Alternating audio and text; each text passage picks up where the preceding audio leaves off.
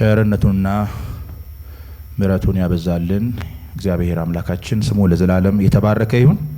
እግዚአብሔር ይመስገን። ቸርነቱ፣ ምሕረቱ፣ በጎነቱ ሁልጊዜ ማለዳ የሆነ አምላካችን እግዚአብሔር ስሙ ለዘላለም የተባረከ ይሁን። እህታችንንም እግዚአብሔር ስለረዳት፣ እግዚአብሔር ስላገዛት እግዚአብሔር አምላካችን ስሙ የተባረከ ይሁን። ደሞም በዘመኗ ሁሉ በጌታ ፊት እንድትሆን እግዚአብሔር ጤናዋን ሕይወቷን ሁሉ ይባርክ። እኛም ከሷ ጋር ሆነን እንድናመልክ እግዚአብሔር አንደበታችንን ስለከፈተ ስለ ሁሉም አምላካችን እግዚአብሔር የተባረከ ይሁን። በጸሎቱም በምስጋናውም እግዚአብሔር ከኛ ጋር ነበረ። ከዚህ በኋላ በሚኖር መርሃ ግብር አምላካችን እግዚአብሔር ከኛ ጋር እንደሚሆን እናምናለን። ደሞም አለ። እግዚአብሔር ይመስገን። ድምጻቸው አይሰማም። እግዚአብሔር ይመስገን። ክብር ለሱ ይሁን።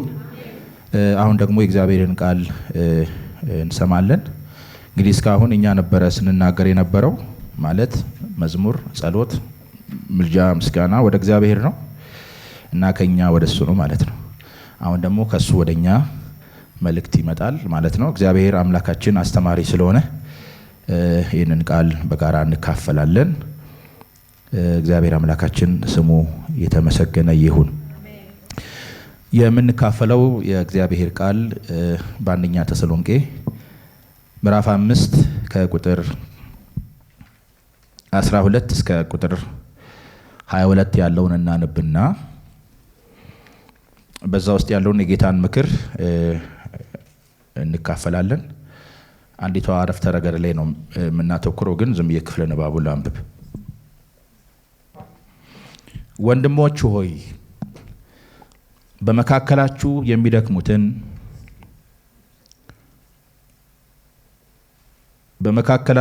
የሚደክሙትን በጌታም የሚገዟችሁን የሚገስጿችሁንም ታውቁ ዘንድ ስለ ስራቸውም በፍቅር ከመጠን ይልቅ ታከብሯቸው ዘንድ እንለምናቸዋለን። እርስ በርሳችሁም ሰላም ሁኑ። ወንድሞች ሆይ እንመክራቸዋለን፣ ያለ ስርዓት የሚሄዱትን ገስጿቸው፣ ድፍረት የሌላቸውን አጽኗቸው፣ ለደካሞች ትጉላቸው፣ ሰውን ሁሉ ታገሱ። ማንም ለሌላው በክፉ ፈንታ ክፉ እንዳይመልስ ተጠንቀቁ። ነገር ግን ሁልጊዜ እርስ በርሳችሁ ለሁሉ መልካሙን ለማድረግ ትጉ። ሁል ጊዜ ደስ ይበላችሁ፣ ሳታቋርጡ ጸልዩ፣ በሁሉ አመስግኑ። ይሄ የእግዚአብሔር ፈቃድ በክርስቶስ ኢየሱስ ወደ እናንተ ነውና። መንፈስን አታጥፉ፣ ትንቢትንም አትናቁ። ሁሉን ፈትኑ፣ መልካሙንም ያዙ። ከማናቸውም አይነት ክፉ ነገር ራቁ ይላል። እግዚአብሔር አምላካችንና አባታችን ሆይ እጅግ እናመሰግንሃለን። አቤቱ እግዚአብሔር ሆይ እናከብረሃለን። አንተ እረኛችን ነህ፣ ሁልጊዜ በለመለመው መስክ የምታሰማራን፣ ወደ ረፍቷ ዘንድ የምትመራን፣ ነፍሳችንን ከክፉ የምትመልሳት እግዚአብሔር አምላካችን አንተ ነህ። እናመሰግንሃለን። ለነፍሳችን ሁልጊዜ አንተ መልካም ስለምታደርግ እግዚአብሔር ሆይ በቃልም ደሞም ጌታ እግዚአብሔር ሆይ ሁልጊዜም ስለምታንጸን እናመሰግንሃለን። አሁንም አንተ አስተምረን፣ የሚማርም ልብም ስጠን። እግዚአብሔር ሆይ አንተ በቃልህ እግዚአብሔር ሆይ በነገር ሁሉ እንድታስተምረን ጊዜውን ሁሉ ለአንተ አሳልፈን እንሰጣለን። በጌታችን በኢየሱስ ክርስቶስ ስም ለዘላለሙ አሜን።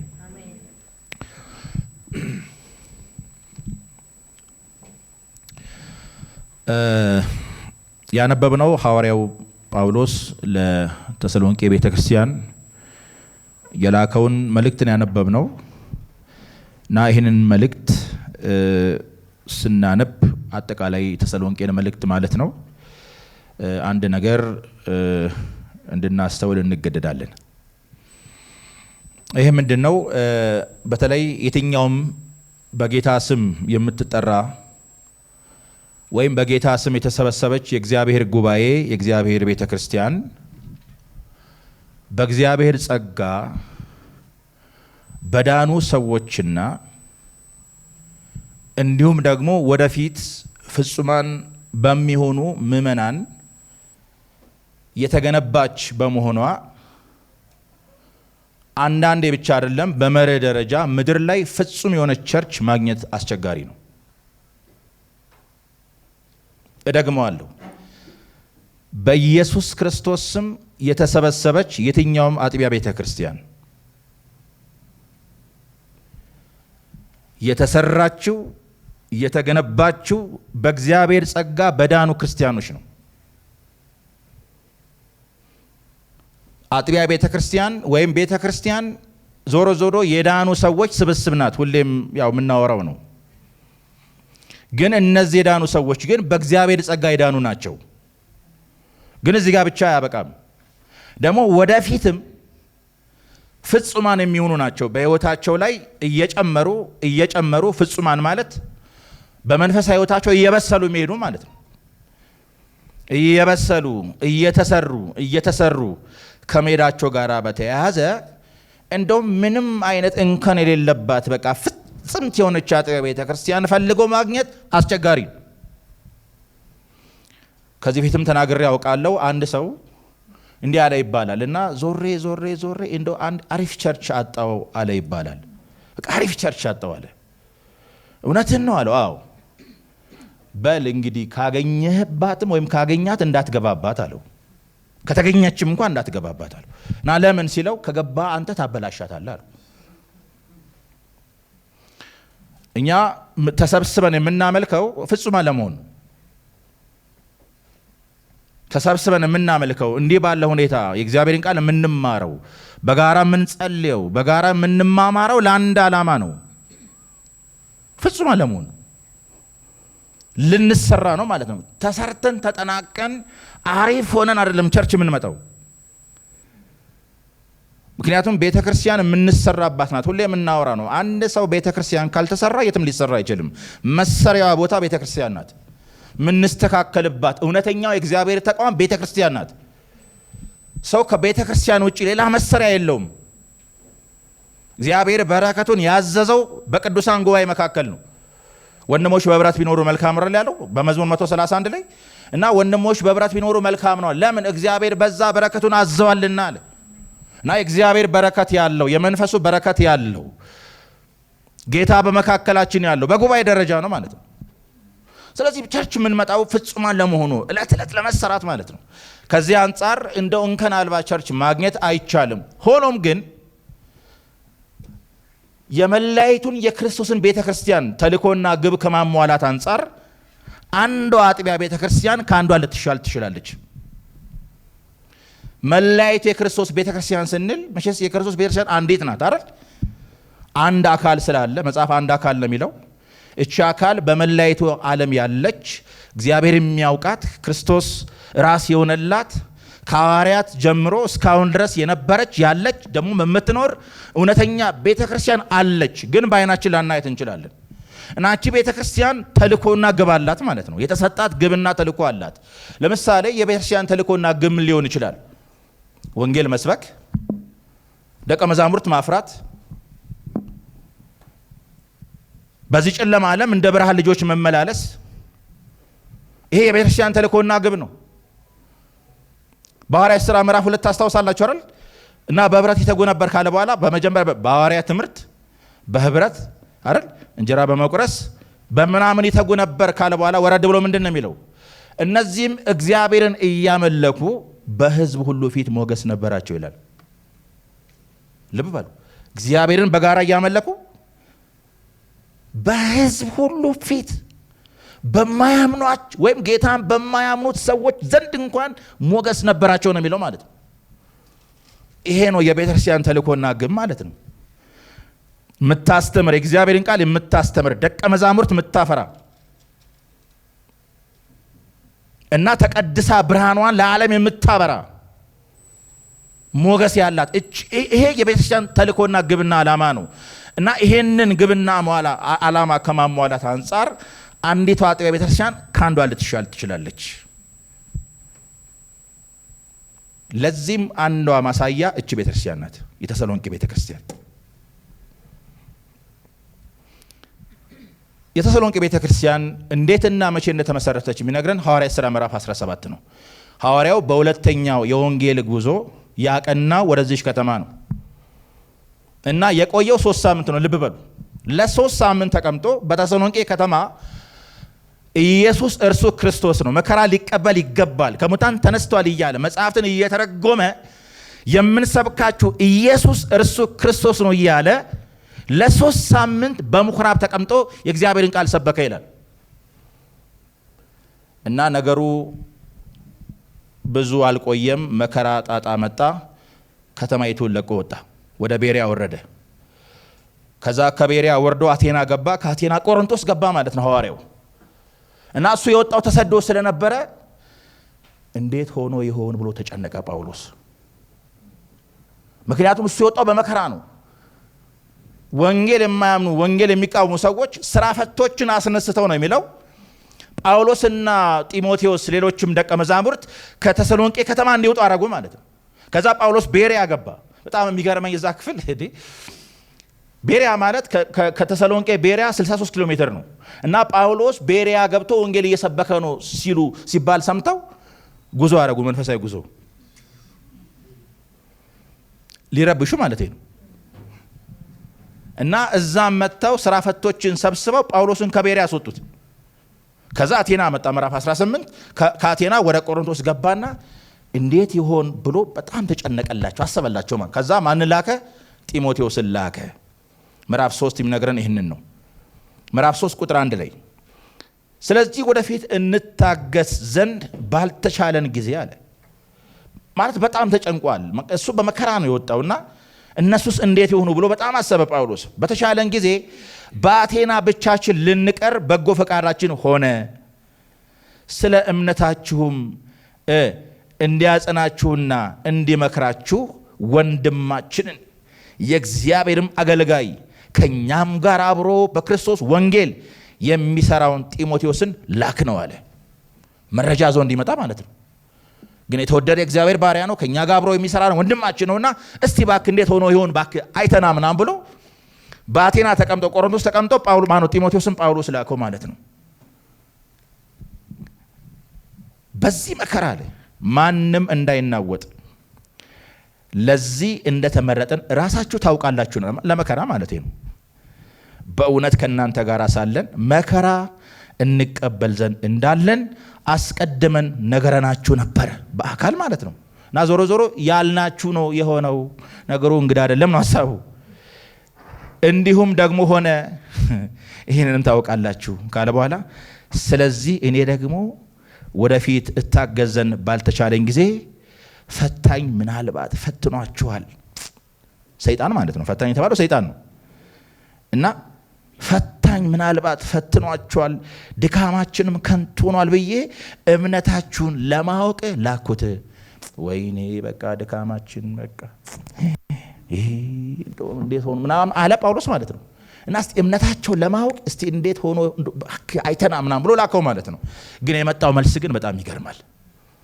ቁጥር 6 አሁን ግን ጢሞቴዎስ ከእናንተ ዘንድ ወደኛ መጥቶ ስለ እምነታችሁና ስለ ፍቅራችሁም የምስራች ብሎ በነገረን ጊዜ እኛም እናያችሁ ዘንድ እንደምንናፍቅ ታዩን ዘንድ እንናፍቃችኋል።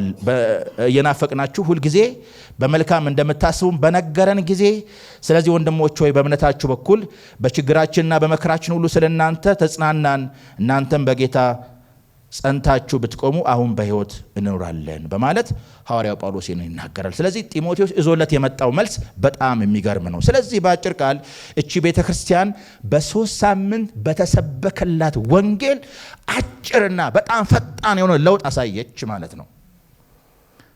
ሁሌም እንደምንለው ቁም ነገሩ በጌታ ቤት ውስጥ መቆየት ሳይሆን ሰው እግዚአብሔርን ቃል በእምነት ከሰማ በአጭር ጊዜ ውስጥ መለወጥ ይችላል።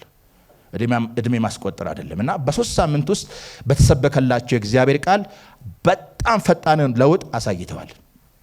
አንድ ጥያቄ ላንሳ ወደሚቀጥለው ክፍል ከመምጣቴ በፊት እቺ ቤተክርስቲያን እንዴት በአጭር ጊዜ ውስጥ ልታድግ ቻለች? በ3 ሳምንት ነው የሰበካቸው።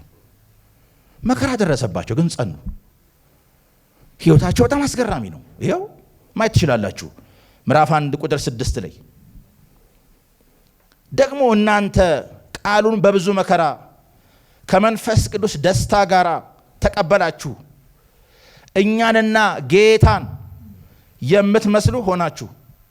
በቃ እኛንና ጌታን የምትመስሉ ሆናችሁ።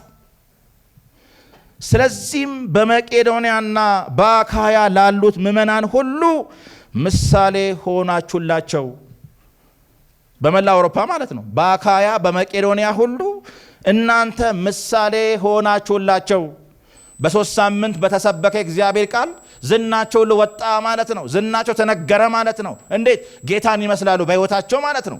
አስገራሚ የሕይወት ለውጥ ታይቶባቸዋልና ዝናቸው ወደ አካያና ወደ መቄዶንያ ወጣ ማለት ነው። በጣም የሚገርም ነው ካለ በኋላ ከእናንተ ወጥቶ የጌታ ቃል በመቄዶንያና በአካያ ብቻ አልተሰማምና እና ነገር ግን ምንም እንድንናገር እስከማያስፈልግ ድረስ በእግዚአብሔር ዘንድ የሚሆን እምነታችሁ በሁሉ ስፍራ ተወርቷልና አለ።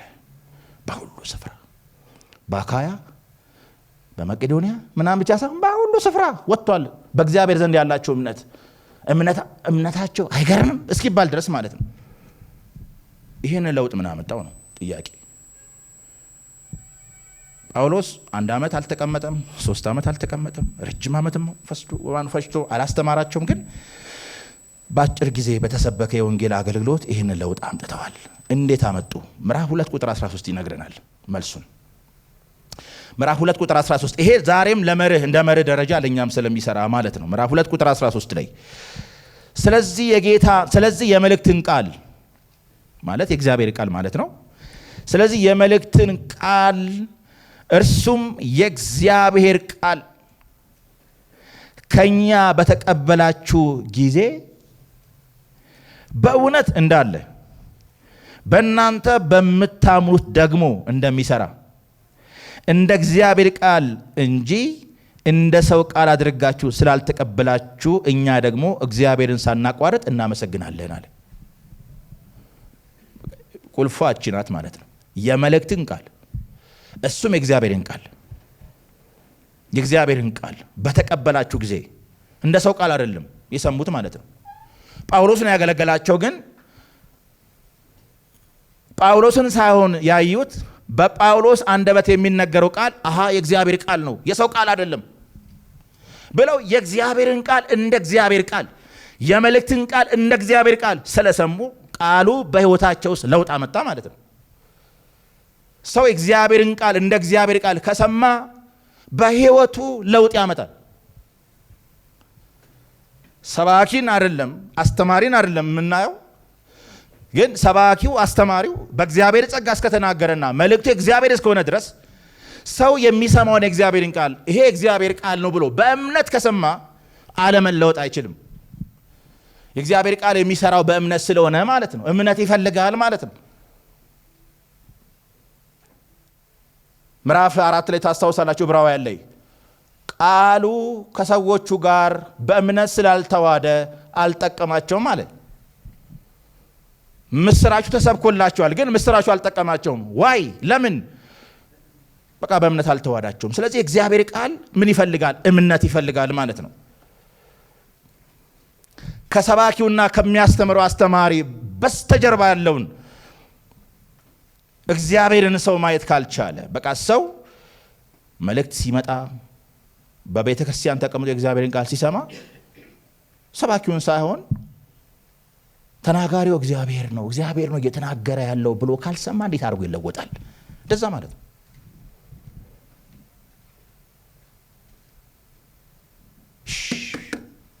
እናንተ ተው ዝም ብሎ እግዚአብሔር እየተናገረው ነው የሚል እምነት ማለት ነው አይደል?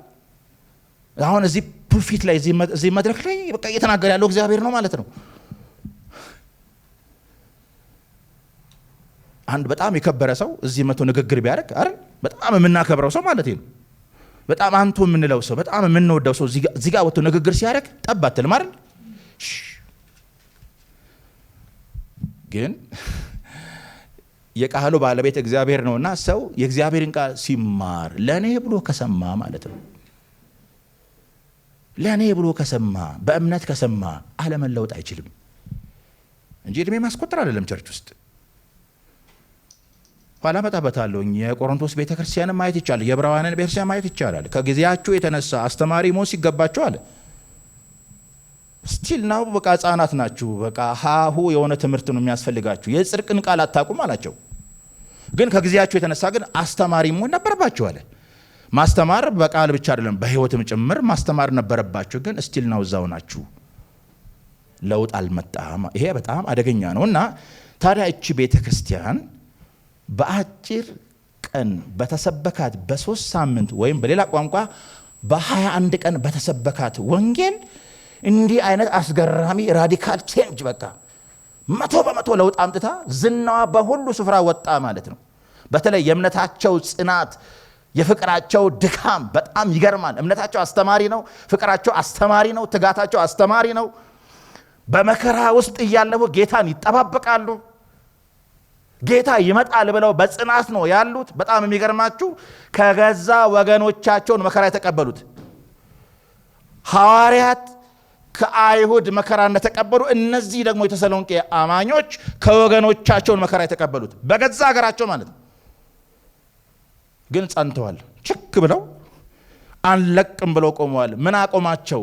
አሃ እንደ ውስጣቸው ያለው እግዚአብሔር ቃል ነው። የመልእክትን ቃል አለ፣ ይኸውም እግዚአብሔርን ቃል አለ። እንደ ሰው ሳይሆን እንደ እግዚአብሔር ቃል አደረጋችሁ ስለተቀበላችሁ። ሚስጥሩ ይሄ ነው። ቁልፍ ቃሉ ይሄ ነው።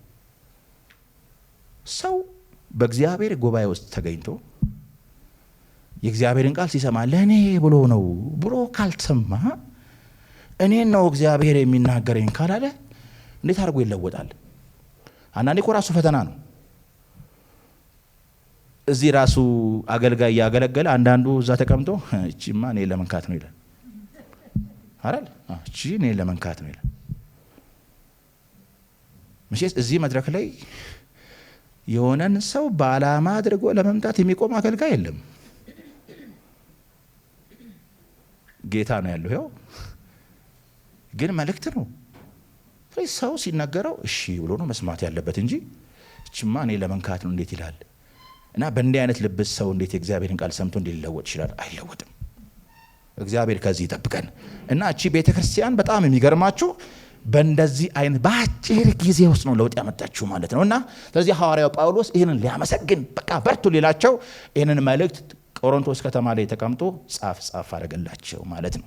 ታዲያ እኔ እናንተ የምንካፈለው ምዕራፍ 5 ቁጥር 19 ላይ ያለችውን አንዲቱን ቃል ነው። ብዙ ቃል ወይም ብዙ ትምህርት ከዚህ ክፍል ማውጣት ይቻላል፣ ግን ራሱ ከ3 ወር በላይና ከዛ በላይ ጊዜ ይፈልጋል። እኔ ግን አንዲቷ ቃል ላይ ነው ትኩረት የማደርገው። ቁጥር 19 ላይ ማለት ነው መንፈስን አታጥፉ የሚል ላይ ማለት ነው። ከቁጥር 12 እስካነበብነው እስከ ቁጥር 22 ያለውን ስንመለከት የማጠቃለያ መልእክት ነው የሚናገረው፣ ማስገንዘቢያ ነው። ግን ከነዛ ማስገንዘቢያ ቃላት ውስጥ እንግዲህ አንዲቷን ነው የምንመለከተው። እሱም መንፈስን አታጥፉ ማለት ነው። መንፈስን አታጥፉ ወይም ምን ማለት ነው? የመንፈስ ቅዱስን ስራ አታዳፍኑ ሚል ነው ማለት ነው። መንፈስን ማጥፋት ማለት በሌላ ቋንቋ ልክ የሚነድ እሳትን ሰው ውሃ ደፍቶበት እንደሚያጠፋው አይነት ሳይሆን፣ ምክንያቱም መንፈስ ቅዱስ የሚጠፋ አምላክ አይደለም፣ የሚጠፋ አካል አይደለም። እሱ ሕያው አምላክ ነው። በእያንዳንዳችን ውስጥ አለ። ኋላ መጣበታለሁኝ አለኛ ውስጥ ግን መንፈስን አታጥፉ ተብሎ የተተረጎመው ቃል የመንፈስ ቅዱስን ስራ በእናንተ ውስጥ የሚሰራውን የመንፈስ ቅዱስን ኃይል ምን አትበሉ፣ አትገድቡ። ልክ በጥንት ዘመን ወይም እኛም በልጅነታችን ዘመን አስታውሳለሁ እናቶች ማታ ምግብ ምናምን ካበሰሉ በኋላ እሳቱን ለጠዋት ስለሚፈልጉት አመዱን ጠረግ አድርገው እሳቱን እዛ ውስጥ ያርጉትና ከዛ ደግሞ አመዱን ከላይ ደፈን ያርጉበታል። ከዛ ጠዋት ሲነሱ ደግሞ አመዷን ጠረግ አድርገው እንጨቷን አቀጣጥለው ያነዱታል ማለት እነዛ ማለት ነው። እሳቱን ማፈን ማለት ነው። እና የመንፈስ ቅዱስን አታጥፉ ማለት በሌላ ቋንቋ የመንፈስ ቅዱስን ስራ አታዳፍኑ ወይም የመንፈስን ኃይል አታዳፍኑ የሚል ነው። ስለዚህ ቃሉ ምንድነው? ትእዛዛዊ ነው ማለት ነው። ቃሉ ራሱ ትእዛዛዊ ነው። የመንፈስን ሥራ አታዳፍኑ የሚለው ትእዛዛዊ ነው። ልክ ሐዋርያው ጳውሎስ በኤፌሶን መልእክት ምዕራፍ 5 ቁጥር 18 ላይ መንፈስን ተሞሉ እንዳለው ማለት ነው። መንፈስን ተሞሉ የሚለው ቃል ራሱ ትእዛዛዊ ነው እና ይሄም በተመሳሳይ ቋንቋ አታዳፍኑ ማለት ትእዛዛዊ ቃል ሆኖ እናገኘዋለን። ታዲያ ጥያቄ አለን። መንፈስ ቅዱስ ለምን ተሰጥቶን ነው አታጥፉት የተባለው? ጥያቄ ነው። ይህንን ማወቅ ይኖርብናል። መንፈስ ቅዱስ ለምን ተሰጥቶን ነው አታጥፉት የተባለው? ምን ማለት ነው? ከዚህ ጋር ተያይዞ 5 ነገሮችን እንድንማር እፈልጋለሁ። 5 ነጥቦችን ይዣለሁ። አንደኛ የመንፈስ ቅዱስ መሰጠት ወይንም እኛ እያንዳንዳችን በግል ማረጋገጥ አለብን። መንፈስ ቅዱስ ተሰጥቶናል ወይ? በእያንዳንዳችን ውስጥ አለው የእግዚአብሔር መንፈስ? ይህንን ቼክ እናደርጋለን። ሁለተኛ ለምንስ ተሰጠን? ለምንድን ነው የእግዚአብሔር መንፈስ የተሰጠን? ሶስተኛ በምንስ ምክንያት ነው ሊጠፋ የሚችለው? በምን ምክንያት የእግዚአብሔር መንፈስ ሊጠፋ ማለት በቋንቋው ማለቴ ነው። በምን ምክንያት የመንፈስ ቅዱስ ኃይል ሊዳፈን ይችላል በእኛ ህይወት ውስጥ ማለት ነው። ሶስተኛው እሱ ነው። አራተኛው ውጤቱ ምን ሊሆን ይችላል? አሁን ትእዛዙን ወደ ጎን ገፋ ብናረግ ትእዛዝ ስለሆነ ትእዛዙን አንታዘዝም ብንል በህይወታችን ምን ውጤት ሊያመጣ ይችላል? እና የመጨረሻው መፍትሄውን እናያለን ማለት ነው። መፍትሄውን ደግሞ እናያለን። መንፈስን ላለማጥፋት የሚሆን መፍትሄ እሱን እናያለን ማለት ነው። ስለዚህ ወደ መጀመሪያው እንምጣ።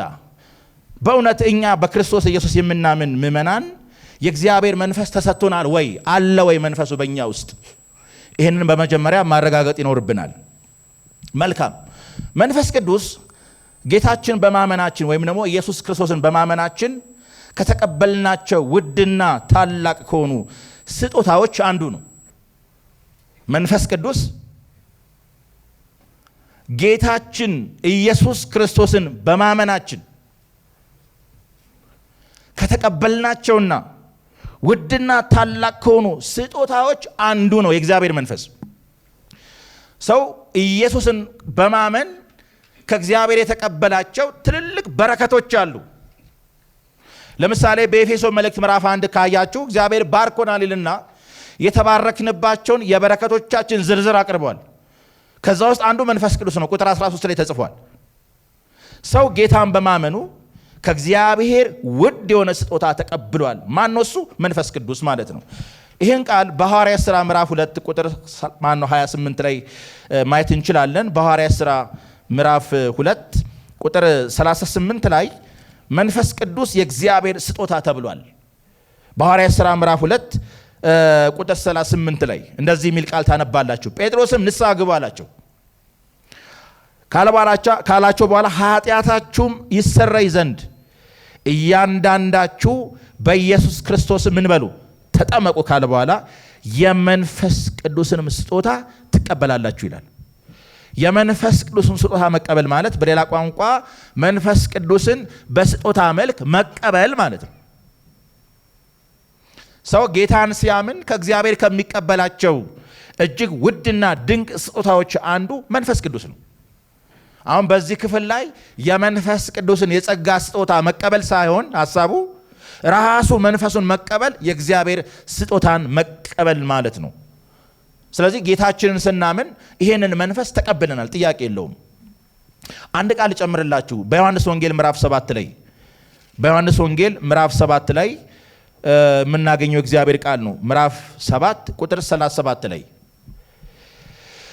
ከበዓሉም በታላቁ በኋለኛው ቀን ኢየሱስ ቆሞ ማንም የተጠማ ቢኖር ወደ እኔ ይምጣና ይጠጣ አለ።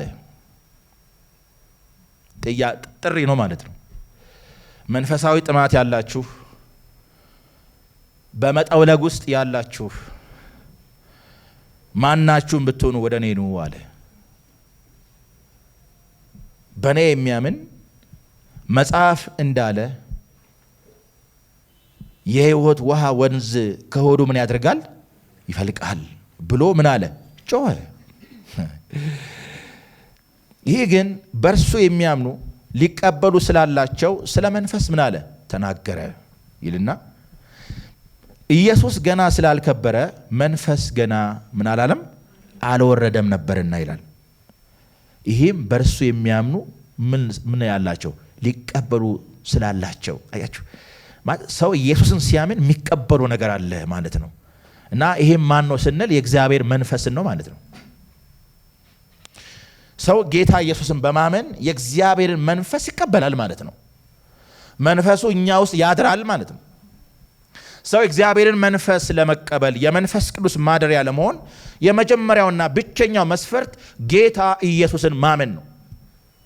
ለዚህ ነው ቲቶ ምዕራፍ 3 ቁጥር 5 ላይ ያም ጸጋ ወይም ያ መንፈስ በጸጋው ጸድቀን በዘላለም ሕይወት ተስፋ ወራሾች እንድንሆን በእኛ ላይ አትርፎ አፈሰሰው ይላል ማለት ነው።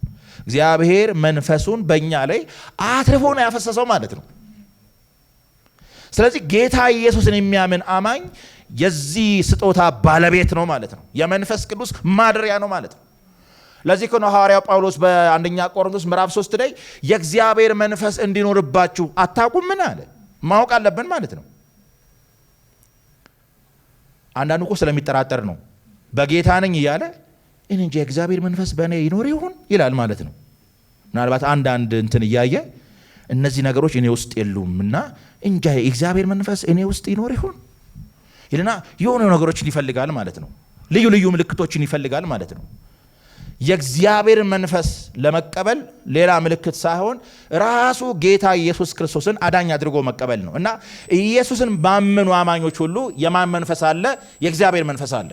ለዚህ ነው በኤፌሶ መልእክት ምዕራፍ 1 ቁጥር 13 ላይ እናንተም የእውነትን ቃል ይህም የመዳናችሁን ወንጌል ሰምታችሁ ደግሞ በክርስቶስ አምናችሁ በተስፋው መንፈስ በመንፈስ ቅዱስ ምን አላችሁ? ታተማችሁ ይላል። ስለዚህ በክርስቶስ ያመኑ ምእመናን የእግዚአብሔር መንፈስን ተቀብለዋል ማለት ነው። መልካም። እዚህ ጋር እርግጠኞች ከሆንን ታዲያ የእግዚአብሔር መንፈስ ለምንድን ነው የተሰጠን ወደሚለው እንምጣ። ምንድን ነው ዓላማው? ኦኬ ጌታን በማመናችን መንፈሱን ተቀብለናል። በዚህ ጥርጥር የለንም። የእግዚአብሔር መንፈስ በእኛ ውስጥ አለ። የእግዚአብሔር መንፈስ ቅዱስ ቤተ መቅደሶች ነን። ጥያቄ የለውም። በዚህ ላይ ጥርጥር የለንም። ግን የእግዚአብሔር መንፈስ ለምን ተሰጠን? ለዚህ መልስ የሚሰጠን የዮሐንስ ወንጌል ምዕራፍ 14 ቁጥር 15 ነው። የእግዚአብሔር መንፈስ የተሰጠበት ዓላማ ጌታችን ኢየሱስ ክርስቶስ በዮሐንስ ወንጌል ምዕራፍ 14 ቁጥር 15 ላይ ግልጽ አድርጎ ነግሮናል። ምዕራፍ 14 ቁጥር 15 ላይ እንደዚህ አለ፣ ብትወዱኝ ትእዛዜ ምን በሉ ጠብቁ፣ እኔም አብን ምን አድርጋለሁ እለምናለሁ ካለ በኋላ ለዘላለም ከናንተ ጋር እንዲኖር ሌላ አጽናኝ ምን ይደረግላችኋል? ይሰጣችኋል ይላል። አሁን በዚህ ቋንቋ የእግዚአብሔር መንፈስ ለኛ የተሰጠበትን ዓላማ ስናይ ምንድን ነው? ከኛ ጋር አብሮ እንዲኖር ማለት ነው። አብሮ መኖር ማለት በዘላቂነት ማለት ሳያቋርጥ ቀጣይነት ባለው ሂደት የእግዚአብሔር መንፈስ በእኛ ውስጥ ሊኖር በመካከላችን ሊያድር የእግዚአብሔር መንፈስ መጥቷል። ይሄ በብሉይ ኪዳን ከነበረው የእግዚአብሔር መንፈስ አሰራር ልዩ ያደርገዋል ማለት ነው።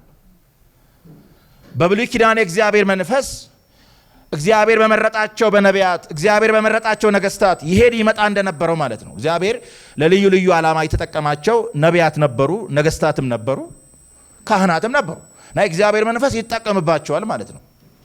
ልክ የእግዚአብሔር መንፈስ በነ ባስሌል ላይ እንደሰራ፣ የእግዚአብሔር መንፈስ በነ ሶምሶን ላይ እንደሰራ፣ በነ ዮፍታይ ላይ እንደሰራ የእግዚአብሔር መንፈስ መጣባቸው ይላል ማለት ነው።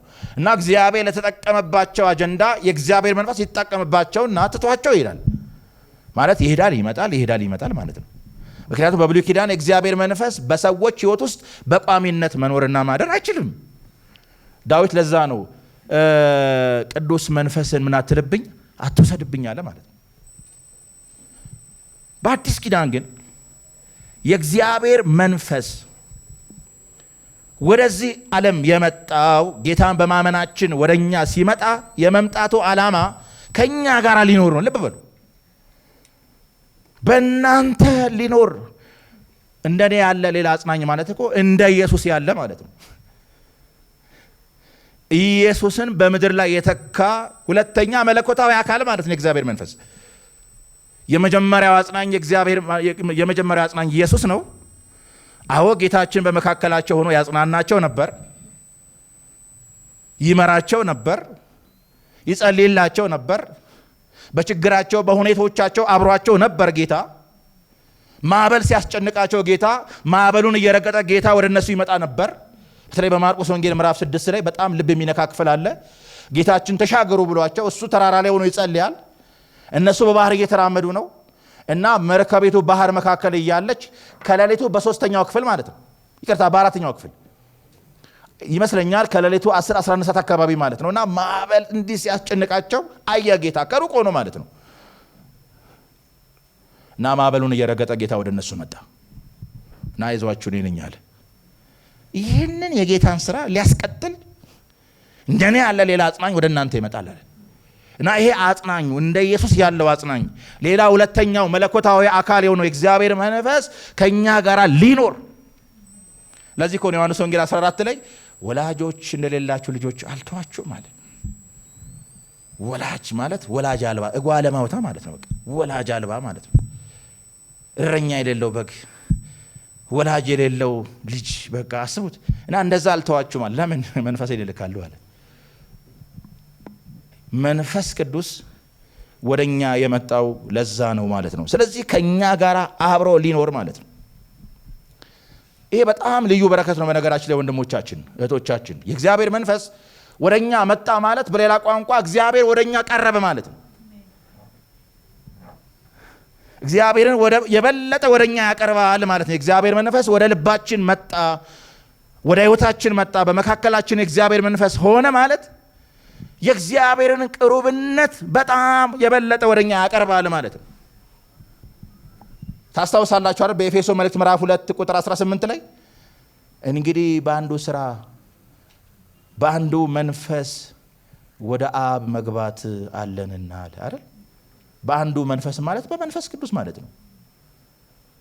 በሌላ ትርጉም ላይ በአንዱ መንፈስ፣ በቃ በመንፈስ ቅዱስ በክርስቶስ ስራ ወደ እግዚአብሔር ቀርባቸዋል አለ እና የእግዚአብሔርን ቅሩብነት የበለጠ ወደኛ አቅርቧል። የእግዚአብሔር መንፈስ በእኛ መካከል በመኖሩ በማደሩ በመካከላችን መሆኑ የእግዚአብሔርን መገኘት ወደኛ የበለጠ አቅርቧል። የእግዚአብሔር መንፈስ ጥሩ። ይሄ ከሆነ ታዲያ እሱ በእኛ በመኖሩ ምን እናገኛለን?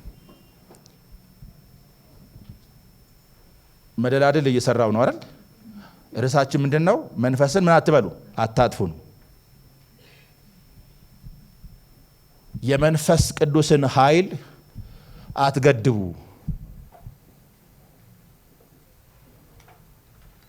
ምን ማለት ነው መንፈስን ማጥፋት? ለምንስ ተሰጥቶን ነው? በመጀመሪያ የእግዚአብሔር መንፈስ ተሰጥቶናል። መንፈስ ቅዱስ በእኛ ውስጥ አለ። እርግጠኞች ነን። ኦኬ፣ እርግጠኞች ከሆነ ዘንዳ ደግሞ ለምንድን ነው የመጣው? በእኛ ሊያድር ሊኖር ነው የመጣው። ከእናንተ ጋር እንዲኖር እልካለሁ ስላለው ከእኛ ጋር ሊኖር በእያንዳንዳችን ሊኖር የእግዚአብሔር መንፈስ መጥቷል። ኦኬ፣ ስለዚህ ጌታን በማመናችን መንፈሱን መቀበል ብቻም ሳይሆን መንፈሱ በእኛ ውስጥ አድሯል። ኦኬ፣ ታዲያ መንፈሱ ካደረብን በማደሩ ምን እናገኛለን? ይሄን ማየታችን ጥቅም አለው። ዋላ መጣበታ መንፈስን ካጠፋን እነዚህን ነገሮች እናጣለን። ማጥፋት የሚለውን ተርጉም ያለው ልብ በሉ። ማጥፋት ማለት በሌላ ትርጉም እንዳልኳችሁ መገደብ ማለት ነው። ኃይሉን መከልከል፣ እንዳይሰራ ማድረግ ማለት ነው። በአጭር ቃል ከመንፈስ ቅዱስ ሙላት መጉደል ማለት ነው። እና ሲጎድል ደግሞ የሚሆን ነገር አለ በህይወታችን ማለት ከዛ ለመዳን ነው አሁን እየተማርን ያለ ነው ማለት ነው። እና በእኛ ለምን እንደሚኖር ካላወቅን እና ካሳዘን ነው እነዚህን በረከቶች እናጣለን። ላለማጣት ነው መንፈስን አጣቱ የሚለው ጳውሎስ ማለት ነው። ኦኬ፣ ለምንድን ነው እግዚአብሔር መንፈስ በእኛ ውስጥ የሚኖረው? አንደኛ በቅድስና እንድንኖር ነው። የእግዚአብሔር መንፈስ ጌታ ኢየሱስ ክርስቶስን ባመኑ ምእመናን ውስጥ የማደሩ ምክንያት በእያንዳንዳችን በልባችን ውስጥ አፈሰሰው እንደተባለ የእግዚአብሔር መንፈስ በእኛ ልብ ውስጥ በእያንዳንዳችን ውስጥ ደሞም በመካከላችንም የእግዚአብሔር መንፈስ የመኖሩ ዓላማ በቅድስና እንድንኖር ነው። ሰው ያለ እግዚአብሔር መንፈስ ቅዱስ ኃይል የቅድስናን ሕይወት እግዚአብሔርን የመምሰል ሕይወት ሊለማመድ አይችልም። የዚህ እግዚአብሔርን የመምሰያ ሕይወት ኃይል የዚህ የእግዚአብሔርን የመምሰል ሕይወት እንቅስቃሴ ልምምድ ምንጩ የእግዚአብሔር መንፈስ ነው። በሌላ ቋንቋ ኢየሱስ ክርስቶስን ምንመስለው በሕይወታችን በመንፈስ ቅዱስ ኃይል ነው።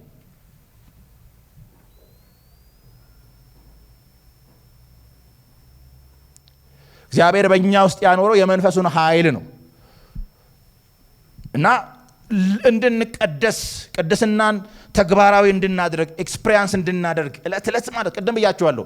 ምንም እንኳን የእግዚአብሔር ጸጋ ቢያድነንም ግን ደግሞ ፍጹማን የምንሆነው ዕለት ዕለት ነው ተባብለናል አይደል? ስራ በእኛ ህይወት ውስጥ የእግዚአብሔር ስራ በእኛ ህይወት ውስጥ አይቋረጥም ጌታ እስኪመጣ ድረስ፣ ወይንም የእኛ ህይወት ከዚህ ምድር እስክትሰናበት ድረስ መሰራት አያቆምም። እግዚአብሔር በእኛ መልካሙ ስራ ጀምሯል። ያንን ስራውን የሚያበቃው ጌታ እስኪመጣ ድረስ ነው። በእናንተ መልካሙ ስራ የጀመረው አይደል የሚለው እስከ ጌታችን እስከ ክርስቶስ ቀን ድረስ እንዲፈጽመው ይህን ተረድቻለሁ አለ እና የእግዚአብሔር ስራ ምንድን ነው? አዲስ ፍጥረት መሆን ነው። ደህንነት ነው። እግዚአብሔር በእያንዳንዳችን ውስጥ ሳሊቬሽንን ደህንነትን ጀምሯል እና ይህንን ደህንነት እግዚአብሔር ዕለት ዕለት እስከ ጌታ መምጣት ድረስ ምን ያደርጋል? ይሰራል ማለት ነው። መሰራት አያቆምም እና የእግዚአብሔር ዓላማው በሮሜ መልእክት ምዕራፍ 8 እንደነገረን ሁላችን የዳነው እኛ የልጁን መልክ እንድንመስል ነው። በቃ እግዚአብሔር ፕሮግራሙ ይሄ ነው። እኛን የማዳኑ ፕሮግራም እግዚአብሔር ዓለምን በክርስቶስ የመጠቅለሉ ዓላማ የእግዚአብሔር አጀንዳ እግዚአብሔር ሰውን ያዳነበት ዋና ፕሮግራም ምንድን ነው ካልን የልጁን መልክ እንድንመስል ነው። ግን የልጁን መልክ የምንመስለው ግን በመንፈስ ቅዱስ ኃይል ነው። ለዛ ነው መንፈሱ እኛ ውስጥ የገባው ማለት ነው። አንድ ጥቅስ ላንብብ። ተሰሎንቄ ላይ ነው። እዚሁ አንደኛ ተሰሎንቄ ምዕራፍ 4 ላይ እግዚአብሔር ቃል ሲናገር ሐዋርያው ጳውሎስ እንደዚህ አለ። ምዕራፍ 4 ላይ ስለ ቅድስና ሲያስተምር ቁጥር 5 ላይ ከዝሙት እንድትርቁ እግዚአብሔርን እንደማያውቁ አሕዛብ በፍትወት ምኞት አይደለም እንጂ ከእናንተ እያንዳንዱ የራሱን ዕቃ በቅድስናና በክብር ያገኝ ዘንድ እንዲያውቅ አስቀድመን ደግሞ እንዳልናችሁና እንደመሰከርንላችሁ ጌታ ለዚህ ነገር ሁሉ የሚበቀል ነውና አለ። ማንም በዚህ ነገር አይተላለፍ፣ በዝሙት ማለት ነው፣ ወንድሙንም አያታልል። ለርኩሰት ሳይሆን እግዚአብሔር በቅድስና ምን አድርጎናል? ጠርቶናልና ይልና እንግዲህ የሚጥል ሰው ሊጣል አይደለም፣ መንፈስ ቅዱስን በእናንተ እንዲኖር የሰጠውን እግዚአብሔር ነው እንጂ። ስለዚህ እግዚአብሔር መንፈስ ቅዱስን የሰጠን መንፈሱ በእኛ ውስጥ እግዚአብሔር እንዲኖር ያደረገበት ዋናው ምክንያት ቅድስናን ተግባራዊ እንድናደርግ ነው። እውነት ነው። ጌታን በማመናችን ተቀድሰናል፣ ተለይተናል ማለት ነው አይደል? በደሙ ኃይል በመስቀሉ ስራ ሁላችን ተቀድሰናል፣ ቅዱሳን ሆነናል አይደል? አዎ። አንዱ እንዳሉ ቅዱሳን ቅዱሳን ይባባላሉ በርገር እየበሏል እና ታዲያ ምን እንብላ? እና ያው በምግብ አይደለም ቅድስና፣ ያው በጌታ ላይ የተቀደስ ነው። አሜን ነው አይደል? ቅዱሳን ናቸው አይደል? አዎ። በጌታ ስራ ተቀድሰናል። ግን የተለየንለትን ህይወት እግዚአብሔር እኛን የጠራለትን ዓላማ ተግባራዊ የምናደርገው በመንፈስ ቅዱስ ኃይል ነው። ቅዱሳን ሆኖ መገኘት ልዩ አይደል? ቅዱስ ማለት ልዩ። ኦኬ፣ ተለይተናል ካልን መለየታችን በህይወት ነው የሚታየው እና ያንን በህይወታችን ተግባራዊ እንድናደርግ አቅም የሚሰጠን ፖቴንሻል የሚሰጠን የእግዚአብሔር መንፈስ ነው። ስለዚህ ምእመናን የእግዚአብሔርን መንፈስ ኃይል የሚከለክሉ ከሆነ የሚገድቡ ከሆነ ከዚህ በረከት ይጎላሉ ማለት ነው። የቅድስና ህይወት በህይወታችን ተግባራዊ እንዲሆን የእግዚአብሔር መንፈስ ተሰጥቶናል ማለት ነው። ብዙ ማንሳት እችላለሁ። ሁለተኛ ያው ከዚህ ጋር እያይዣለሁ ኃይል ሊሰጠን ነው። ኃይል የምናገኘው ከእግዚአብሔር መንፈስ ነው። በተለይ ይሄ ከመከራ ጋር ይያዛል። በተለይ ሐዋርያ ጳውሎስ በሁለተኛ ጢሞቴዎስ መልእክቱ ምዕራፍ 1 ቁጥር 8 ላይ እግዚአብሔር የፍቅር የኃይል ራስን የመግዛት መንፈስ እንጂ የፍርሃት መንፈስ አልሰጠንምና ካለ በኋላ እንግዲህ አለ እንደ እግዚአብሔር ኃይል መጠን ስለ ወንጌል አብረኝ መከራ ተቀበል፣ በእስረኛው በኔ በጌታችን በክርስቶስ ኢየሱስ አትፈር፣ ያዳነን በቅዱስም አጠራር የጠራን እግዚአብሔር ነውና አለ። ስለዚህ እንደ እግዚአብሔር ኃይል መጠን አብረኝ ስለ ወንጌል ከኔ ጋር መከራ ተቀበል አለ። እና ይሄ ኃይል በተለይ ከወንጌል ጋር በተያዘ በክርስቶስ ምክንያት በጽድቅ ምክንያት የሚመጣ መከራና ቻሌንጅ ካለ የምንጋፈጠው በዚህ በመንፈስ ቅዱስ ኃይል ነው። አለበለዛ ፈሪዎች ነን። እንዴ ሐዋርያው ጴጥሮስ እዛው የነገረው ሐሙስ ምሽት ማለት ነው ጌታ ሆይ እነዚህ ብሎ ቢክዱ እኔ አልክድም አለ። በነገራችን ላይ እውነቱን ነው። ጴጥሮስ ይወዳል ጌታን። ችግሩ ምንድነው? በራሱ ስለታመነ ነው። ያፉን አይደለም ያለው ጴጥሮስ ከልቡ ነው ያለው። ጌታ ሆይ እነዚህ ሰይፍ እኮ አውጥቷል እኮ ግን ጌታን ከልብ ይወዳል። ግን ችግሩ ምንድነው? በራሱ ታመነ። በራስ መታመን ደግሞ ዋጋ ያስከፍላልና ጌታ ነገረው፣ ዶሮ ሳይጮህ 3 ጊዜ ትክደኛለህ አለው። ከዛ ጌታ በሐናና ቀያፋ ተይዞ በሚመረመርበት ሳለ እሳት ይሞቃል እሱ እና አንዲት ገረድ መጣ፣ አንተ ሰው ከናዝሬቱ ከኢየሱስ ጋር አልነበርክም ስትለው ሰውየውን አላቆም አለ። ማንን አላቆም? ሰውየውን። አሁን ኢየሱስ ሰውየው ይባላል አና ሰውየውን አላቅም አለ። ፈራ አይደል? በቃ ፈራ። 3 ጊዜ ካደ ማለት ነው። በባለ 50 ቀን ያ የእግዚአብሔር መንፈስ ያገኘው ወጣ። እናንተ የሰቀላችሁትን የናዝሬቱ ኢየሱስን እግዚአብሔር የሞትን ጣር አጥፍቶ አስነሳው ብሎ መሰከረ እና 3 ያረለ ካደው እግዚአብሔር ካሳየ ከኋላ 3-0 ጨመረና 3000 ነፍሳትን ጨመረ። የእግዚአብሔር መንፈስ ስለረዳው ማለት ነው። ፈሪዎችን ደፋር የሚያደርግ እግዚአብሔር መንፈስ ነው እና ኃይል ሊሰጠን ማለት ነው። በተለይ ከመከራ ጋር ተያይዞ በህይወታችን ከሚገጥሙን አስቸጋሪ ነገሮች ጋር ተያይዞ ኃይል የምናገኘው ከእግዚአብሔር መንፈስ ነው። ኃይል ሊሰጠን፣ ቃሉን ሊገልጥልን፣ አብሮት ሊሰጥ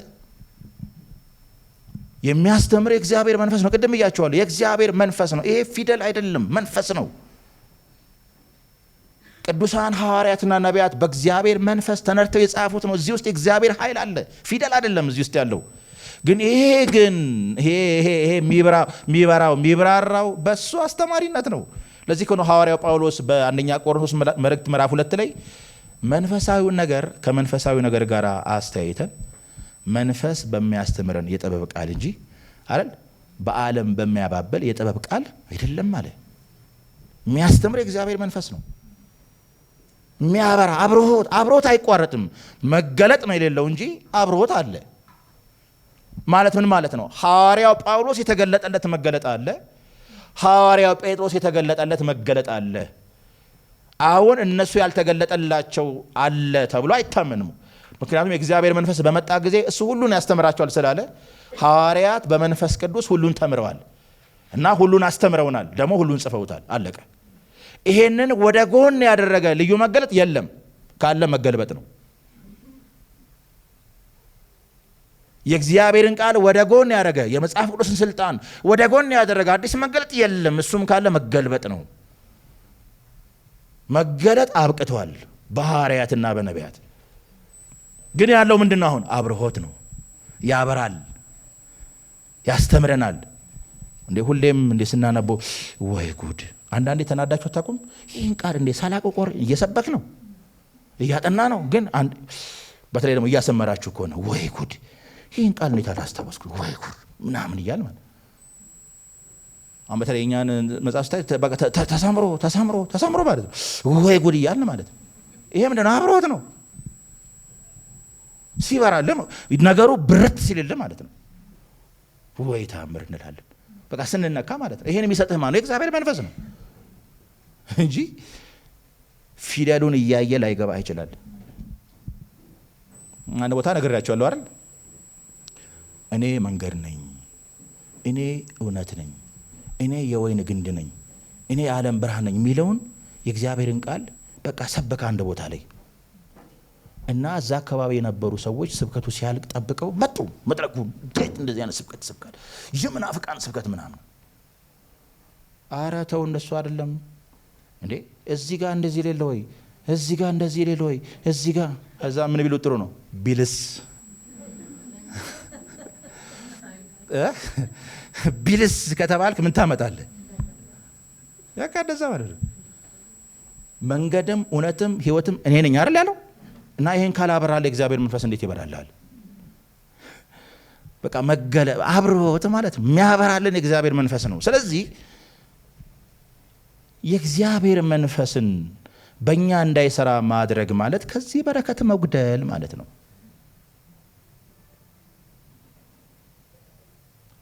የእግዚአብሔርን ቃል ማወቅ አይቋረጥም። በተለይ ልንገራችሁ፣ መንፈሳዊ ህይወታችንን ከሚያቀጭጩ በጣም አስቸጋሪና ዋና ከሆኑ ነገሮች አንዱ እኔ አውቄ ጨርሻለሁ የሚል አስተሳሰብ ማለት ነው። በነገራችን ላይ 100 ዓመትም ከኖርን አላቅም 100 ዓመትም ብትኖር መንፈሳዊ ነገር አይጨርስም፣ አደርስበትም።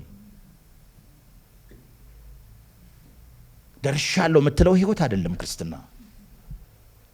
አሁንማ ጌታን አውቄ ጨርሻለሁ የምትለው አይደለም። እና አውቄ ያለው ስትል ደርሼበት አሁንማ አገኘው ስትለው ያኔ ታቆማለህ ማደግ። ስለዚህ ምን ይፈልጋል? ሁሌ በቃ እንትን በቃ እንደዚህ ይፈልጋል። ሰርክል ነው ማለት ነው። እንደዚህ የሚሽከረከር ነገር ነው። እያደገ እየጨመረ የሚሄድ ነው እንጂ ደረስኩበት የምንለው አይደለም ክርስትና። ስለዚህ ይሄን ደግሞ የሚረዳን ማን ነው? የእግዚአብሔር መንፈስ ነው። የቃሉን ፍቺ እያበራልህ ማለት ነው። ወይ ጉድ! አይ ለምሳሌ በቃሉ ስትነካ ህይወትም ይስተካከላል። ራይት ታረጋለህ። ኦኬ ዛሬ በቃ ገባኝ፣ እስከ ዛሬ ድረስ አልገባኝም፣ ዛሬ ግን ገባኝ የምትለው ግን የቃሉን ፍቺ ሲያበራልህ ነው። ሲወጋው ማለት ነው። የእግዚአብሔር ቃል እኮ ይወጋል ማለት እኮ ያ ነው እንጂ ሰባኪው አይደለም የሚወጋው። የሚወጋው የእግዚአብሔር ቃል ነው። ተደብቆ የነበረ እግዚአብሔርን የማያከብር ልዩ ሐሳብ፣ የሥጋ ሐሳብ ሲኖር ይወጋል በእግዚአብሔር ቃል። ቀጥታ ገብቶ ነው የሚወጋው። የእግዚአብሔርን ቃል የሚከለክል ማን አለ? ነፍስና መንፈስን ጅማትና ቅልጥምን እስኪ ላይ ድረስ ይወጋል ነው የሚለው። ገብቶ ይወጋል። ያኔ ኦኬ ከዛ ንስሐ እንገባለን። ይህን የሚያደርግ ማነው? የእግዚአብሔር መንፈስ ነው። የቃሉን ፍቺ ሊያበራ ሊያስተምረን ብዙ ማንሳት እችላለሁ። ሌላው ቢቀር እንኳን እንድንጸልይ ጸሎት ታውቃላችሁ፣ እግዚአብሔር የሚቀበለውን ጸሎት እንደ ፈቃዱ የሆነውን ጸሎት ለመጸለይ በመንፈስ መጸለይ አለብን። ጸሎት ብቻ የሆነ ሁሉ በጸሎት ስም ማለት ነው።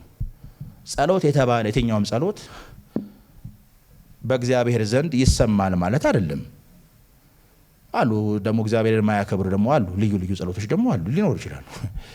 ግን እግዚአብሔር ግን የሚቀበለው ጸሎት እኛ ምላሽ የምናገኝበትን ጸሎት ለመጸለይ የግድ መንፈስ ቅዱስ ነው። ይህንን ጸሎት በነገራችን ላይ ራሱ የጸሎት ፎርሙላ እኮ በመንፈስ ቅዱስ በክርስቶስ ኢየሱስ ወደ እግዚአብሔር አብ እኮ ነው። በመንፈስ ጸልዩ እኮ ነው የተባለው። ጸሎት የሚሰጠን የእግዚአብሔር መንፈስ ነው። ያስታውቃል። አንዳንዴ ራሱ ተንበርካችሁ ስጸልዩ ራሱ እንዴት ነው ዝም ብሎ አእምሮ ላይ ያለቃል አይደል? ስደጋግሙ ራሱ በቃ እንትን ይላችኋል አይደል?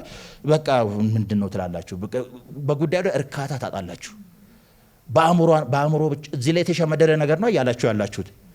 ግን በአእምሮ መሆንም ጥሩ ነው፣ ግን በመንፈስም መሆን አለብን። አንዳንዴ ገጥሟችሁ ከሆነ ይሄንን ጸልያለሁ ብላችሁ ሳትዘጋጁ አይደል በተንበረከካችሁ ጊዜ አቤት በቃ ይፈሳል። በቃ ይፈሳል። በቃ አስበዋለሁ ያላላችሁት ሰው ሁሉ በጸሎት ታስባላችሁ። በቃ ይፈሳል። ልብህ ሲረጋ በቃ ዳሴ ስታደርግ ይታወቃል። ራሱ አቁም አይልም። እንዲህ አይነቱ ጸሎት ደግሞ መልስ አለው እና መንፈስ ቅዱስ ደግሞ የመጣው ለዛ ነው። በማይነገር መቃተት ስለኛ ይማልዳል። መንፈስ ድካማችን ያግዛል አለ። እንደ እግዚአብሔር ፍቃድ ስለ ቅዱሳን ይማልዳልና አለ። ለእኛ ሲማልድ የእግዚአብሔር መንፈስ እንደ እግዚአብሔር ፍቃድ ነው። በቃ እንደ እግዚአብሔር ፍቃድ በእኛ ውስጥ ነው በማይነገር መቃተት ስለሚል መንፈስ ቅዱስ እንዴት ነው የሚማልደው ካላችሁኝ መልስ የለኝም። በማይነገር መቃተት ስለሚል በቃ እንደዚህ ነው ብለህ አታብራራውም። ግን በቃ በማይነገር መቃተት ካለ በማይነገር መቃተት ነው እና ድካምን ያግዛል ማለት። አንዳንዴ ጸሎት በቃ ድክም ሲላችሁ በቃ እግዚአብሔር መንፈስ ኧረ ተው ጸልይ ይልሃል ማለት ነው። ገጥሟችሁ ከሆነ በተለይ ክፉ ነው መቼስ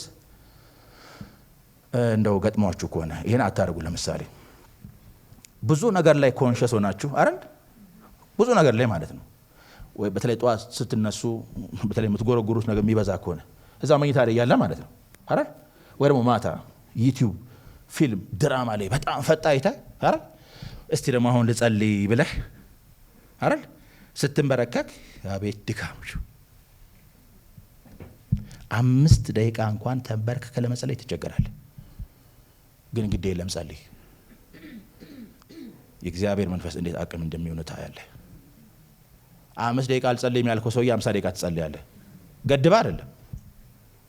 በቃ ከመንፈስ ቅዱስ ጋር ያለን ኮሚኒኬሽን ጠንካራ ሲሆን በቃ ዝም ብለህ ጸልይ ይልሃል። በቃ በቀን 2 3 4 በቃ ይፈልጋል። የሚፈልገው ነገር ትእዛዝ ስለሆነ ካንተ የሚፈልገው ነገር አለና በቃ የበለጠ ያንን ስታደርግ እግዚአብሔር መንፈስ እየረዳ በቃ 1 ሰዓት ዋናው ሰዓቱ አይደለም ግን በቃ ለዛ ነገር ያለ ጥማት ማለት ነው። ይሄ መንፈስ ግን ስራውን በእናንተ ካቆመ ወይም በእኛ ካቆመ እንዴት አድርገን እንጸልያለን? ድግግሞሽ ነው የሚሆነው ማለት ነው። ጸሎት ስራ ነው የሚሆነው ማለት ነው። በተለይ እግዚአብሔር መንፈስ በእኛ ጉዳይ ያዘነው ነገር ካለ ማለት ነው። ይሄ በጣም አደገኛ ነው። ብዙ ነገር ማለት እችላለሁ እና የእግዚአብሔር መንፈስ ለዚህ ነገር ተሰጥቶናል። ብዙ ነገር ማንሳት እችላለሁ። ኦኬ ይሄ ከሆነ ታዲያ አሁን ወደ 3ኛው መጣለሁ። ምንስ ሊያጠፋው ይችላል? አሁን በእኛ ውስጥ የኖረው ለዚህ ነው ብለናል። ኦኬ ያው ትእዛዙ አታጥፉ ስለሆነ አሁን ምንድነው ጥያቄው? ምንስ ሊያጠፋው ይችላል? እግዚአብሔር መንፈስ ምን ሊያጠፋው ይችላል? ያው ሊያጠፋው ስላችሁ ግልጽ ነው አይደል? ምን ሊገድበው ይችላል? ምን እንዳይሰራ ሊያደርገው ይችላል? በእኛ ውስጥ እንደፈለገ ፍሎ እንዳያደርግ የእግዚአብሔር መንፈስ ሁለንተናችን እንዳይቆጣጠር ምን ሊከለክለው ይችላል? አንደኛ ተደጋጋሚ የሆነ የኃጢአት ልምምድ። ማንኛውም ኃጢአት ተፈቅዷል እያልኩ አይደለም፣ ግን አንዳንዴ ባለማወቅም ልንወርቅ እንችላለን። ግን የእግዚአብሔር መንፈስ ይታገሳል። ግን የመቀጠል አባዜ ካለ ይሄ በጣም አደገኛ ነው። ስለዚህ ተደጋጋሚ የኃጢአት ልምምድ ወይንም ደግሞ ማናቸውም ክፉ ነገሮች በሕይወታችን የሚደጋገሙ ከሆነ የመንፈስ ቅዱስን ስራ ወይም የመንፈስ ቅዱስን ኃይል ይከለክላል ማለት ነው። ለዛ ነው እዚህ ክፍል ላይ ቁጥር 19 ላይ መንፈስን አታጥፉ፣ ትንቢትን አትናቁ፣ ሁሉን ፈትኑ፣ መልካምን ያዙ ካለ በኋላ ከማናቸውም አይነት ክፉ ነገር ራቁ ይላል። ማናቸውም ያለው እግዚአብሔር ቃል ነው። ከማናቸውም አይነት ክፉ ነገሮች ራቁ። በቃ መራቅ ነው፣ መታገል ሳይሆን እዛ ነገር ውስጥ መቆየት ሳይሆን ራቅ ነው። ከዝሙት ሽሽል መሸሽ ነው። ከጣዖት አምልኮ መሸሽ ነው። እዛ ጋር መቆየት አስፈላጊ አይደለም። ከማናቸውም ክፉ ነገሮች ራቁ። መራቅ በጣም ያስፈልጋል። የእግዚአብሔር መንፈስ በእኛ ህይወት እንዳይሰራ የሚያደርገው ኃጢአት ነው። ለዚህ ነው ኤፌሶ ምዕራፍ 4 ቁጥር 30 ላይ ለቤዛ ቀን የታተማችሁበትን ቅዱሱን እግዚአብሔር መንፈስ አታሳዝኑ አለ። ያዝናል ማለት ነው። ስሜት አለው ማለት ነው። ለዚህ ነው መንፈስ ቅዱስ አካላዊ የሆነ አምላክ ወይም አካልነት ያለው የሥላሴ 3ኛው አካል ስንል ለዚህ ነው። አካል ነው መንፈስ ቅዱስ። ዝም ብሎ ሌሎች ዝሩ ነው ኃይል ነው ምናምን እንደሚሉት አይደለም። አካል ነው ራሱ እኔ ብሎ መጥራት የሚችል የእግዚአብሔር መንፈስ ቅዱስ ያዝናል። ለቤዛ ቀን የታተማችሁበትን ቅዱሱን የእግዚአብሔር መንፈስ አታሳዝኑ። ከዛስ መራርነትና ንዴት፣ ቁጣም፣ ጭወት፣ መሳደብ ሁሉ ክፋት ሁሉ ከእናንተ ዘንድ ምን ይበል? ይወገድ። ከአፋችን የምትወጣ ክፉ ነገር አንደበቶቻችን ባናርም ዝም ብላ የመጣልን የምታወራ ከሆነ የእግዚአብሔር መንፈስ ያዝናል። ያው እንደዛ ነው የሚለው። ለቤዛ ቀን የታተማችሁበትን ቅዱሱን የእግዚአብሔር አታሳዝኑ። መራርነት፣ ንዴት በቃ ተምና የሚል ማለት ከመስቀል መውረድ። ንዴት፣ ቁጣ፣ ጩኸት፣ መሳደብ ሁሉ ክፋት ሁሉ ከእናንተ ዘንድ ይወገድ፣ አስወግዱ። እና ይሄ በህይወታችን የሚዘወተር ከሆነ እግዚአብሔር መንፈስ አዘነ ማለት በሌላ ቋንቋ መንፈሱ ተገደበ፣ ጠፋ ማለት እንዳልኳችሁ ነው። ኃይሉን ከለከለ ማለት ነው። ይሄ እድገት ያቀጭጫል፣ የመንፈሱን ኃይል ይከለክላል። ይሄ በእኛ ውስጥ እንዳይሰራ ያደርጋል ማለት ቅድም እንዳልኩ ከነዛ በረከቶች እንጎላለን ማለት ነው። ሌላው ብዙ መጨመር ይችላል። ሌላው ከኃጢአት ጋር ሌላም ኃጢአት ነው፣ ግን ሌላ ጨምራለሁ። እሱም በተለይ በውስጥ ልቦና በልባችን ውስጥ ማለት ነው የሚሰጠንን ምክር አልቀበል ማለት ነው። በሌላ ቋንቋ ለምሪቱ አልታዘዝም ማለት ነው። የእግዚአብሔር ቃል ምሪት ይሰጣል ስንል በቃሉ ነው። አሁን ራሱ የእግዚአብሔር ቃል እንኳን እየተናገረ ማለት ነው። የምትናደዱ ሰዎች ንዴታችሁን ቀንሱ፣ ንዴት ጥሩ አይደለም እያለ ማለት ነው። አትሳደብ እያለ እዚህ የምትሳደቡ ሰዎች ካላችሁ አትሳደቡ እያለ ምክር የእግዚአብሔር ቃል የእግዚአብሔር መንፈስ ወደ አንተ እያመጣ ባልሰማ የምታልፍ ባልሰማ እንበለው ባልሰማ የምታልፍ ከሆነ የእግዚአብሔር መንፈስ ይገደባል። ምሪት ሲያመጣ ምክር ሲያመጣ ቅድም እያቸዋለሁ። የእግዚአብሔር ቃል ወደ ጉባኤ ሲመጣ ለራስ ብሎ ነው መስማት። የተሰሎንቄን ቤተክርስቲያን የቀየራት እሱ ነው። የመልእክትን ቃል እሱም የእግዚአብሔርን ቃል እንደ ሰው ሳይሆን እንደ እግዚአብሔር ቃል አድርጋችሁ ስለተቀበላችሁ፣ ስለዚህ የእግዚአብሔርን ቃል እንደ እግዚአብሔር ቃል እግዚአብሔር የላከው አገልጋይ እዚህ ጋር ቆሞ የእግዚአብሔርን ምክንያቱም እናምናለን። አሁን ትናንትና እግዚአብሔር ምን አለ? እኔ ከእናንተ ጋር ነኝ አትፍሩ አለ አይደል? አረ የተማርነው እንደዛ አይደል? በወንድማችን ጌች በኩል እንደዛ ነው የተማርነው። እግዚአብሔር ከእናንተ ጋር ነኝ አትፍሩ። መልእክቱ ምንድነው? እኔ ከእናንተ ጋር ነኝ፣ አይዟችሁ አለ እግዚአብሔር። አሜን የስ አልናር። አሁን ደግሞ እግዚአብሔር ደግሞ ምን አለ? መንፈሴን አታጥፉ ተጠንቀቁ እያለ ነው። እና እዚህ ጋር መልእክት ሲመጣ እግዚአብሔር ዛሬ መስማት ያለብን ቃል ይሄ ነው ማለት ነው። የጊዜው መና ማለት ይሄ ነው። እና ኮንሺየስ ሆነን መስማት አለብንና የእግዚአብሔር መንፈስ መልእክት እያመጣ ግን ባልሰማ የምናልፍ ከሆነ በተለይ ደግሞ ቃሉን ለፈለግነው ዓላማ ስንጠማዘዘው ማለት ነው። አንዳንዴ ባለማወቅ ሊሆን ይችላል፣ ግን በዓላማ ሁላችንም እኮ ጌታ መቼስ ስናበላሽ ነው እያረመን እያስተካከለን እያበራልን ነው እንጂ እኮ መቼስ በዓላማ ሆን ብሎ የሚያጠፋ አለ ብዬ አላስብም። ግን አለ አንዳንዴ ያደገኛ ነው ለግል ፍላጎት የእግዚአብሔርን ቃል መጠምዘዝ ማለት ነው። መጠምዘዝ እና ያ ሲሆን ምን ይሆናል ማለት ነው? በቃ የእግዚአብሔር መንፈስ ይገደባል ማለት ምርት እያመጣ ነው፣ ተው እያለ ነው፣ ረፍ እያለ ነው እና ውስጥ ሆኖ ማለት ነው። ስለዚህ ዳተኛው ስንሆን ለሚመጣው የእግዚአብሔር መልእክት ስንል የእግዚአብሔር መንፈስ ይገደባል። ለዛ ራሱ ትንቢትን አትናቁ ሲል ትንቢት የእግዚአብሔር ቃል ይመጣል እና ሁሉ እንደ እግዚአብሔር ቃል ፈትኖ መቀበል እንጂ ኢግኖር ማድረግ አደገኛ ነው።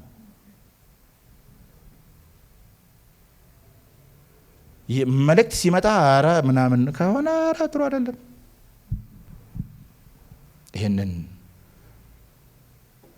ይሄ ኃጢአት ነው እንዳልኳችሁ፣ የኃጢአት ልምምድ።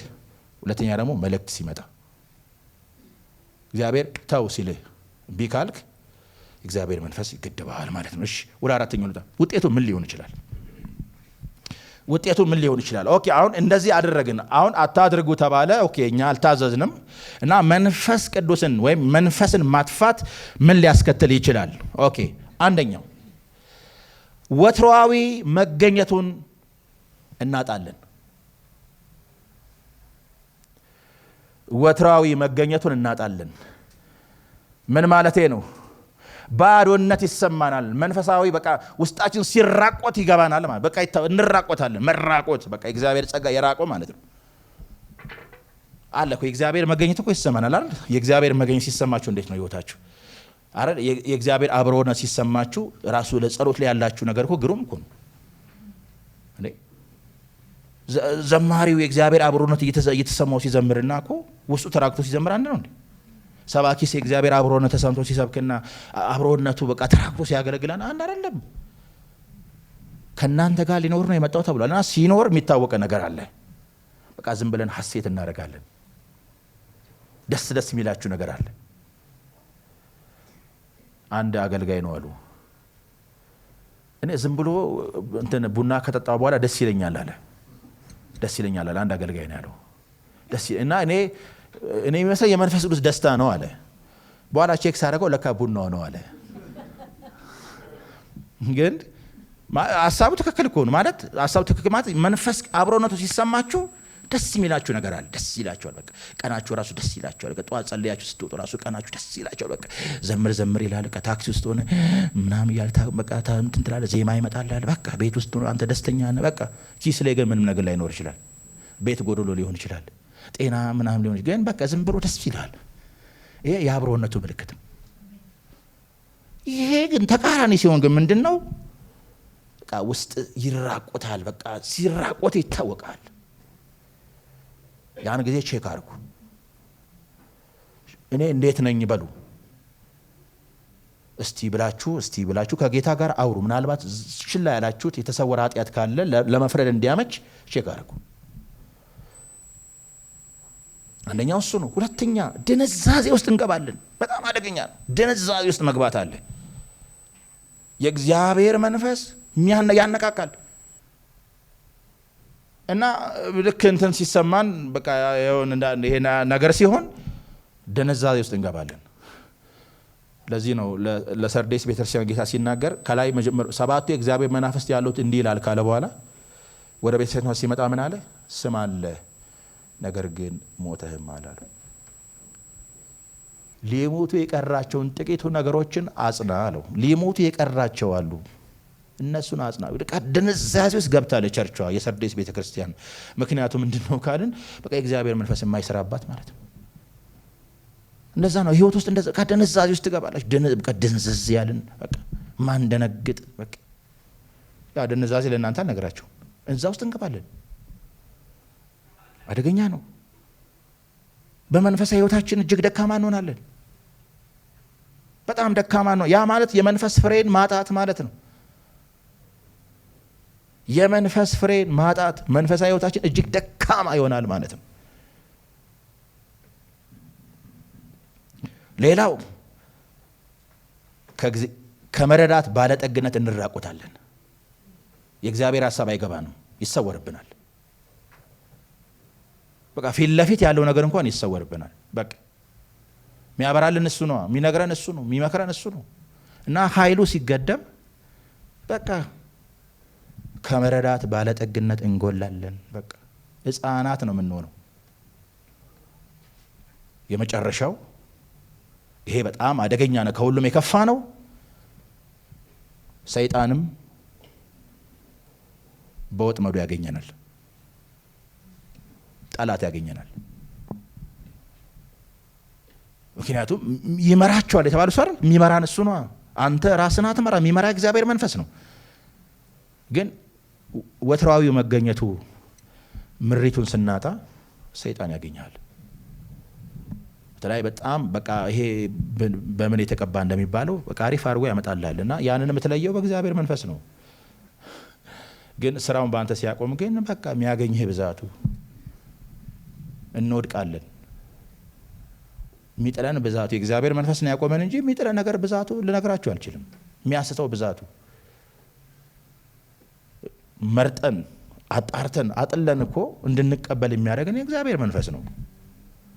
ግን አስቡት፣ የእግዚአብሔር መንፈስ የማይመራው ሰው ዳዊት እኮ እንደዚህ እኮ ነው መንፈስና እውነት ይምሩኝ እኮ ያለው እውነቱን ነው።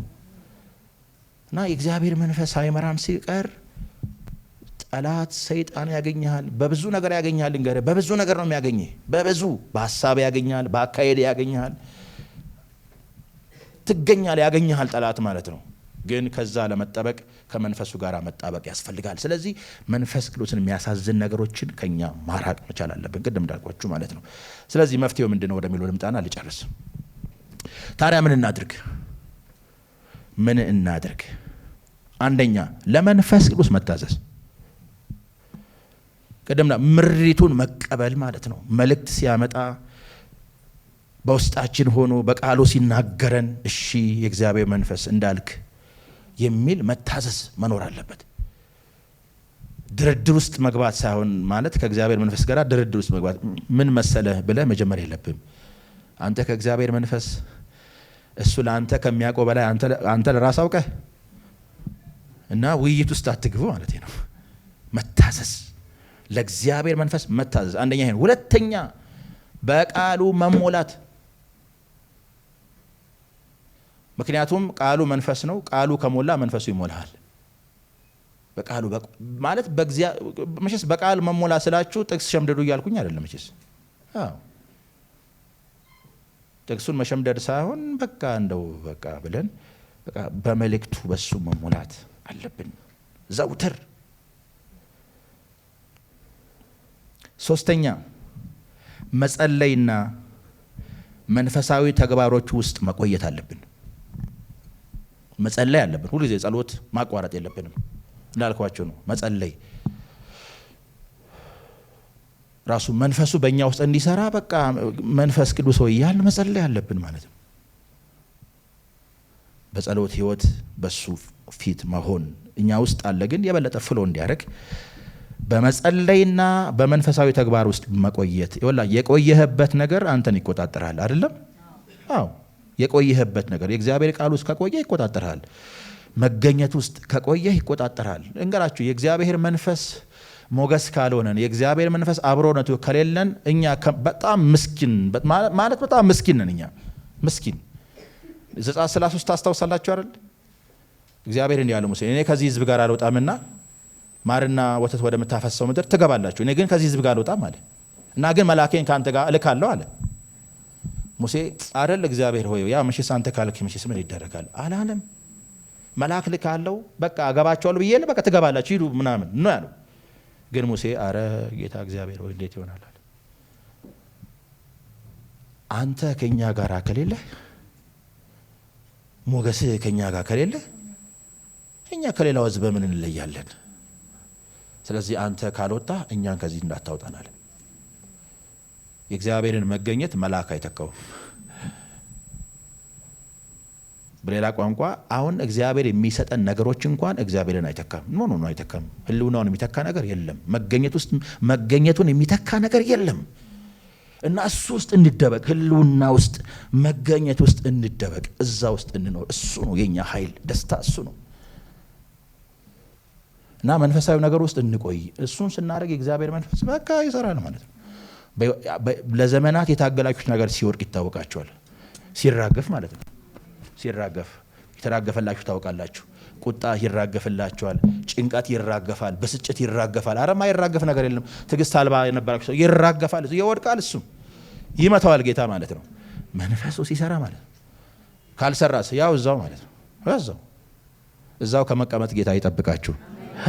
የመጨረሻው ኃጢአትን መተውና በፍጹም መመለስ አለብን። በቃ ንስሐ መግባት አለብን። የንስሐ ህይወትን መለማመድ አለብን። ንስሐ መመለስ ነው በቃ ምንም ማወሳሰብ አያስፈልግም። አንዳንዶች የሚሉ አሉ ንስሐ ኃጢአትን አማኝ ንስሐ ይገባ ምናምን እንደዚህ የሚባል ነገር የለም። ንስሐ መጽሐፍ ቅዱስ አዲስ ኪዳን ትምህርት ነው። ንስሐ ምንድን ነው? መተው ነው። በቃ መተው ማለት ነው 360 ዲግሪ መዞር ማለት ነው። የነበርክበት ነገር ትተህ ወደ ነበርክበት ስፍራ መምጣት ነው። ጽድቅን ወደ መከተል እግዚአብሔርን ወደ መምሰል መምጣት ማለት ነው። በኃጢአታችን ላይ ፈርደን ጌታ እግዚአብሔር ሆይ በድያለሁ ብለን ከልብ ተጸጽተን ከዛ ደግሞ ከዚህ ህይወት ደግሞ ወጥተን ወደ ቀደመው ነገራችን የምንመለስበትን ኃይል እንዲሰጠን ጸልየን መኖር እንጂ ዝም ብሎ ማመናፈስና በጥቅስ ውስጥ ራሱን መደበቅ ጥሩ አይደለም። በተለይ ልንገራችሁ ጥቅስ ውስጥ ራሳችሁ እንዳትደብቁ። አንዳንዴ እግዚአብሔርን ቃል ለገዛ ፍላጎታችን እንጠመዝዛለን። ይሄ አደገኛ ነው። መልእክቱ ምንድን ነው የሚለውን ነገር ነው ማየት ያለብን እንጂ የሆኑ ጥቅሶች እየፈለግን እዛ ውስጥ መደበቅ የለብንም። በቃ እግዚአብሔር ንስሐ ይፈልጋል፣ መመለስ ይፈልጋል፣ ኃጢአት ይጠላል፣ አመፃ ይጠላል። የእግዚአብሔር መንፈስ አይወድም እና መንፈሱ የማይወደው ነገር አንተን ማራቅ ያለበት ትእዛዝ ነው። መንፈስን አታጥፉት ከተባለ መንፈስ ቅዱስን ኃይሉን ከሚከለክል ነገር መራቅ የኛ ድርሻና ኃላፊነት ነው። ያ ካልሆነ ግን እንዳልኳችሁ እነዚህን ሁሉ በረከት እናጣለን። ህይወታችሁን ቼክ አድርጉ። ያ እንዳይሆን እግዚአብሔር በመንፈሱ እየሞላን በመንፈሱ እየተቆጣጠረን ዘመናችን ሁሉ በጌታ ዘንድ እንዲያልቅ እግዚአብሔር አምላካችን ሁላችን ይርዳን። ጸጋ ይብዛልን። መንፈሱን ከሚያጠፋ መንፈሱን ከሚከለክል አለማመንና ኃጢአት እግዚአብሔር አምላካችን ሁላችን ይጠብቀን። ያስተማረን የመከረን አምላካችን እግዚአብሔር ስሙ ለዘላለም የተባረከ ይሁን።